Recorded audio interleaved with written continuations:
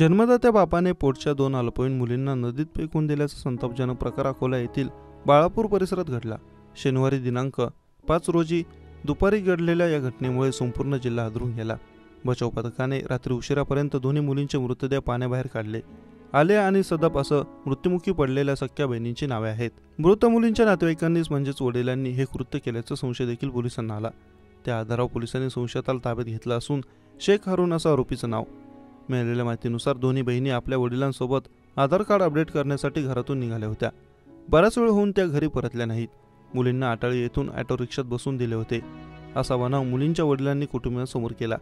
अखेर कुटुंबियांनी मुली बेपत्ता असल्याची तक्रार हिवरखेड पोलिसांत दाखल केलेली होती। मात्र पोलिसांनी शेख हारून यावर शंका आल्याने त्याला ताब्यात घेऊन चौकशी करण्यात आली। पोलिसी खाक्या दाखवताच आरोपीने आपल्या मुलींना नदीत फेकल्याची माहिती पोलिसांना दिली आहे। तपासादरम्यान वडिलांनी मुलीला पुलावरून नदीत फेकून दिल्याचा प्रकार समोर आला। पोलिसांनी बचाव पथकाच्या मदतीने रात्री उशिरापर्यंत दोन्ही मुलींचे मृतदेह बाहेर काढले। या प्रकरणी निर्दयी बापाविरुद्ध गुन्हा दाखल करण्यात आला आहे।